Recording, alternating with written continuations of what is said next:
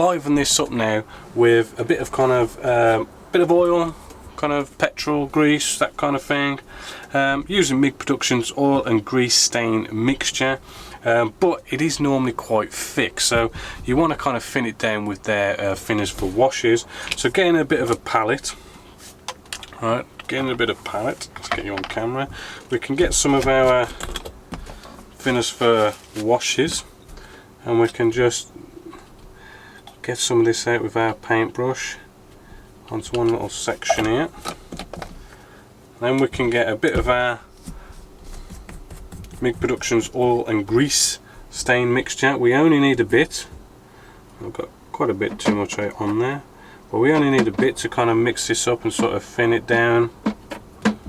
You want it to a nice consistency, a nice thin consistency to start with, right? Because we can build it up, right? Because the thin mixture is going to flow nicely, and it's going to kind of represent sort of old spilt sort of oil, petrol, diesel, that kind of thing. So just right round our fuel cap here, we can just put a bit of a dab of this, and as you can see, because it's got that thinners for washes, it's quite thin.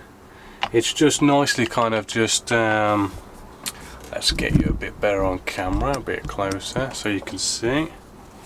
There we go, just dab it again. It just gives it that kind of nice light flow of a bit of oil and grease. Right, we've got another little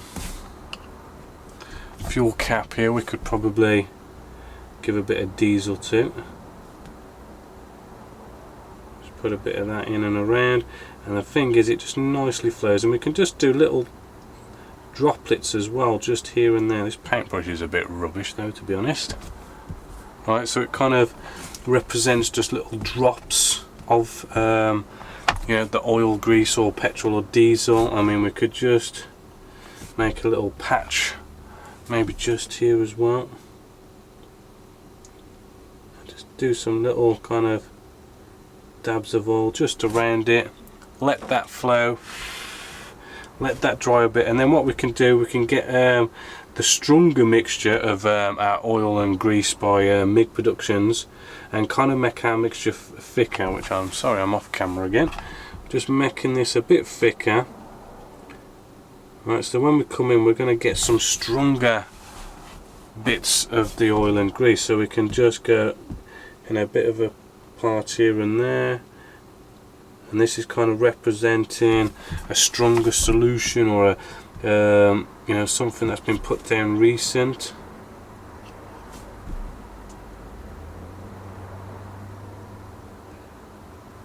So we've got lots of different kind of layers again, which is what we want. And you just want to kind of do it as it's like, as if it's kind of been dropped, like little bits of drops, it's been spilt. Right. And because it's got a nice bit of flow to it, it'll sort of like spread out and flow out quite naturally. And not only that, it's got a kind of a nice sort of glossy finish to it as well, which kind of makes it kind of look oily and wet, which hopefully you can see I've done a bit of a stain in a few other places as well. Hopefully you can potentially see, and just by our little fuel cap there, we've got a nice bit of a stain going on there, and it's just to kind of liven it up a little bit more. Right, just do these last couple of drops, and that should be quite nice. Now the thing is, with this technique, you don't want to overdo it, because you can potentially do it just a little bit too much, and then it just looks like you've got lots and lots of oil splattered everywhere and all this kind of stuff. So I'm going to kind of leave it at that, because I'm kind of liking that. Maybe a little bit of a thicker one over at this fuel cap here. Right, there's another little technique we can do, because I mean, as I say, this whole section is basically finished, is we can do a bit of like wet effects and damp earth mixture. Now with this wet effects and damp earth mixture, I don't want to go nuts with it because this is like in the desert and I'm not really kind of going for a wet look here, but just to kind of show you what it can do, we just kind of dip nice and neat into our little earth effects mixture and we simply do some nice streaks going down, say some mud flaps here.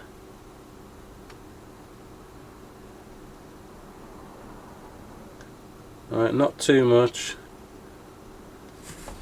Alright, and what it'll do is give us the illusion of it being wet, and we can do the same just here as well. Streak down up. Maybe just to represent it went for a bit of damp or water, sorry, a bit of a puddle somewhere or something. What you want to do is you want to kind of put it on thin first, and if you feel like it needs a bit more, we can sort of go over the area again. And you want it to make it look as nice and as natural as you can. Maybe we could kind of, on our front bit of extra armour here, do a bit of a streak or two down there. But as I say, I don't want to go nuts with this effect because I'm basically just showing you. So hopefully, as you can see there, what it's done is given us a wet effect, and that will dry nice and kind of shiny and wet, right? So it's basically a kind of almost like a gloss. So it will kind of dry glossy, so it will sort of look and stay looking nice and wet. Hopefully, as you can see just from there. I'm just thinking if I can show you somewhere else. Yeah, I mean, we've got our little hold on, you're off camera there. We've also got, maybe we could just show you just on our little kind of flaps here, maybe we've got a bit of water coming off here. Just bring it down.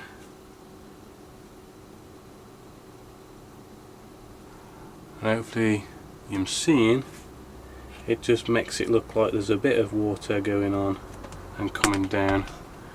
Hopefully you're just seeing a bit of a shine there. You should hopefully see a bit better in the final reveal photos, but we got this nice bit of a shine going on there, looking a little bit wet. And you can do that, I mean on European warfare kind of scenes, I mean, we can go nuts. We've kind of really kind of get in having sort of like, if you kind of do lots of mud, you can really put this down and sort of make the dark mud, well, it makes the mud go darker and it makes it look wetter. So I mean, you can really have a nice muddy, wetty looking set of tracks and stuff with this. But this was just a quick, I just wanted to quickly show you, but I'm not really kind of gonna go nuts at all with this particular model. And I think that's it for the hull completely. I think the hull is actually completely and utterly finished now. So it's basically just the turret section to now finish. Let's get the turret section out. We've now come to the absolute last stage of building our Challenger 2. Hopefully, as you can see, it is looking pretty damn nice and I'm quite loving it. But we just want to finish off with our little antennas just here. Right, I've put 2 on and we just need the 1 more. So how do we go about doing it? Well, what we could do, I mean, you can actually go out and you could probably buy all sorts of kind of metal kind of wires or something like that, but there's one way you could do it, which they actually tell you a lot in lots of instructions, is a simple lighter, and you cut off a bit of sprue off any of your spare sprues that you've had lying around for actually building this Challenger 2.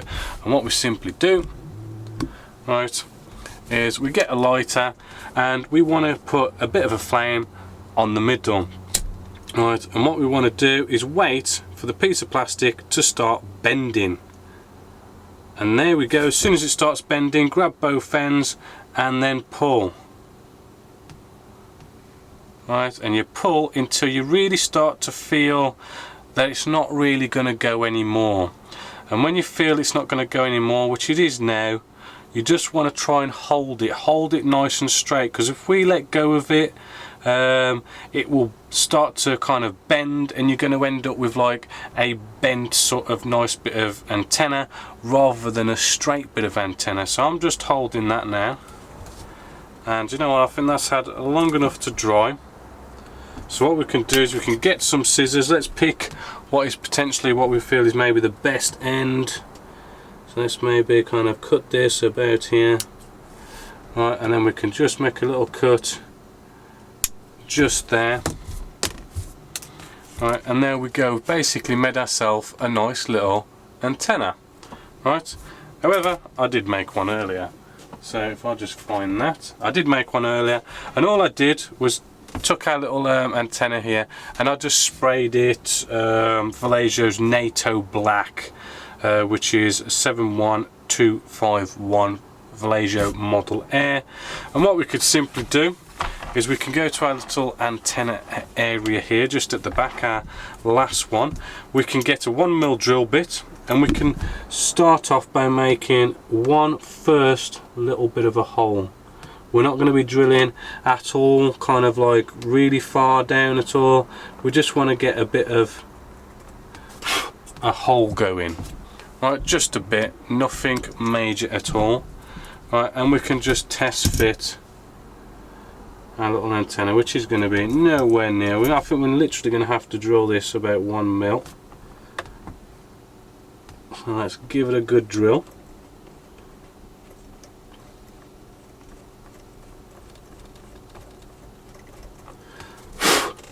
Blow that away. I think we're in a good 1mm now. Alright, so let's see if that fits. And actually that doesn't quite fit. So what we could actually do is, just off camera, I'm getting a blade and I'm just kind of chopping the end a little bit. Right, just so that our, you know, how wide this is has now gone smaller. And that fits in there perfect now. I mean, that's not even glued, and it's just kind of holding in there by itself. Right, so what I want to do now is I just want to make sure that's all good. Then we can get Tamiya extra thin cement, and we can put some nice glue in there. And then what you want to do is you want to kind of maneuver it into a nice straight position, so getting your head and your eyes down to the table, so you can sort of line it up and just see, is that pointing up nice and straight. Then rotate it and then see, is that pointing nice and straight, which it's definitely not. Right, and then keep turning it, check, is it pointing straight, getting your head to the down to the table, and that's actually looking quite nice now. Right then, that is it. So as you can see, we have now finished our Challenger 2, and I'm really loving the way the end result is of this. And we've got ourselves our Trumpeter box here, full of empty sprues, a used instruction manual, used decals.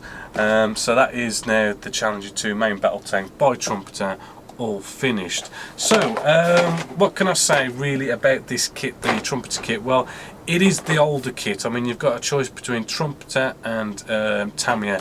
Trumpeter kit, without a doubt, is older. It's not as good. I mean, the fit issues we had on this were just diabolical. Absolutely everything had flash on it, especially all the small bits, which just took forever to kind of tidy them up. So, you know, Trumpeter kit, definitely not the best kit. Tamiya, I haven't built it, but I have seen it, and it does look like a really half decent kit. I mean, it looks spot on, nice, crisp, hardly any flash. I haven't seen any flash on it, and it does look like a really nice kit, but it is like almost like 2.5 times the price of our Trumpeter. Our Trumpeter here is about £18, our Tamiya one is about £45, so it's really expensive. So you have got a bit of a choice. You can, if you wanted to, do a nice cheap kit Trumpeter. You could do the expensive Tamiya, or you could do what I did, and I brought the cheap Trumpeter But the Trumpeter, you can get this photo etch, and the photo etch is about £45 altogether for these 2 sets of photo etch, which we get to do all this. I mean, this lovely enhanced armoured slats that go around the side they just look second to none, and the other set, which just detailed up generally everything around the Challenger 2, really did set it off. So that's kind of like prices, and that's kind of your decision how you want to go about it. But I will warn you, I mean, I did the photo etch, you've seen all the photo etch I did, but really it was quite a task. I mean, you saw everything I did, but I mean, off camera, I mean, I was doing loads of it. I mean, I was literally spending a week or two just solely doing photo etch, and as much as I like doing photo etch, the amount that went into that was a bit overkill, a bit over the top, and it really kind of sort of drained the fun out of the build. So although it drained the fun out of the build, it did end up being quite really, I'd say it was worth it in the end. But while I was building it, I was kind of like, oh, where's the light at the end of the tunnel? So just be warned, if you do decide to go the photo etch way, you might be biting off more than you can chew. So final conclusion, well, as I've already mentioned, photo etch was hard, but I really do love the way it's ended up. I mean, we did talk about fading, that if I did the fading with oils, that I'd have added another layer of weathering to the whole model, and I'm glad I didn't now, because I think that another layer of weathering would have weathered it up a bit more, and we don't want them to be over weathered. Not our modern day armoured vehicles in the desert. It's more kind of a dusty look, and I do think they're more looked after. I know back when I was in the Armoured Corps, we really did look after the tanks. I mean, the rust, I mean, you tackle rust. I mean, I never saw really hardly any rust on modern armoured vehicles when I was in the Armoured Corps, so I didn't really want to put any rust on these, but World War II, I mean, we could have gone nuts, and that extra fading layer of weathering and a load of rust maybe really could have brought it out a bit more. But as I say, it's a nice armoured vehicle, and we don't want to go too over the top. All in all, I would say I did really kind of love the build, but I at the same time as well, I do think that sadly I kind of went a bit over the top around the engine bay area, which sometimes we all do. We tackle a bit of weathering or something like that, and we go a bit overboard, and it's kind of like we've got to go back and potentially do heap loads of work to correct it, or we kind of just deal with it and live with it, which, to be honest with you, I'm not sure if I'm going to actually either deal with it and live with it, or I might, after this video build, actually kind of go back and maybe sort of correct and kind of sort of spray, weather that actual engine bay area, because I think it's coming out a bit too much black, but then at the same time I'm kind of like, can I get away with it, sort of thing. So that's kind of disappointing. But bit of a modelling tip, when I was teaching myself how to build models, whenever I finished a build, I would always go off and I would always say to myself, what did I do wrong, so that the next build I do, you go off and you keep in your mind that, right, I did that wrong on the last build, so this build I'm going to get it right. So each build you go along through your modelling career or whatever, each build is going to get better and better and better as you go along. And even me teaching you how to do modelling, I'm here now sitting here going, right, next model I'm going to do, I'm going to make sure I get this engine bay area weathered better. Right, so there's always room for improvement for all of us. So, I mean, sadly, we're coming to the end of the video now. I hope this whole step-by-step video build has really kind of learnt you about modelling armoured vehicles, because I mean, we have mainly at Genesis Models, it's aircraft, so doing armoured vehicles is something kind of different, and hopefully you aircraft guys have kind of maybe seen the other side of modelling, and a different kind of modelling form going on here. And for those of you who are not interested in armoured vehicles, hopefully the whole photo etch side of things has helped you there as well, for any kind of aircraft that you might do as well. So hopefully it's been a nice learning curve for you, for both beginners, intermediate and advanced. But until the next video build here at Genesis Models, my name is Bobby Waldron, and hope you enjoy.